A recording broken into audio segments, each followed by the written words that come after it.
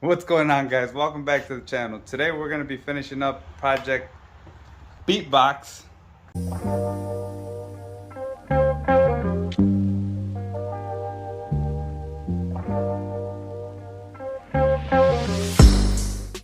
Yes, the box is done. And guess what? It does not look like anything that I was planning. So it turns out that once I made the box, finished the box, I came in here to put it in. And it hit here. And it hit here. So I had to cut it up multiple times. Here it is, and this is what I had to change on it. I had to make these notches out on this side, and I had to notch out and cut completely on this side to make it fit. I also wired up the back. Amp is on, the bass enhancer, the crossover, and the capacitor. Now I just need to take out the interior. We're gonna wire up the rest of the wires that are missing. Power wire is in. I didn't show that because it was a pain in the ass to do.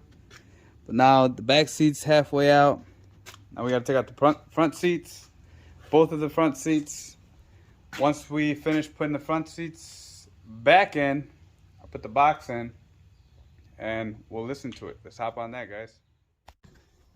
All right, guys, the wires are in, the box is in. Everything is pretty much installed. All we need to do now is put the seats back on. But before that, here, check it out.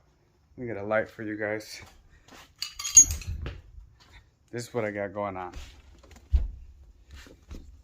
There you go. Don't mind the rust, the surface rust. I'm going to be running 0 gauge for the ground and the power.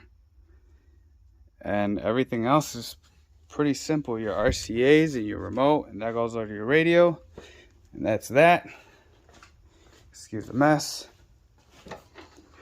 And there is the box. That is the plate that I have been talking about. I still haven't got the material to upholster it, but once I do, I will do it. Trust me, I will do it. I need to get this car nice and pretty much stock looking as I can. But until next time, guys, I hope you guys keep watching. See you.